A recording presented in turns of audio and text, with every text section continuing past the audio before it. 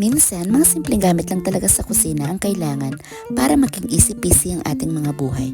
Tulad nitong paggamit ng Hude Constant Temperature Electric Kettle na magiging best friend mo rin kung mahilig kang uminom ng kape. 2.3 liters capacity kaya kaya to ng pambuong pamilya. Napakasulit ito dahil may electric kettle ka na at instant thermos ka pa dahil up to 48 hours tumatagal ang init ng tubig dito.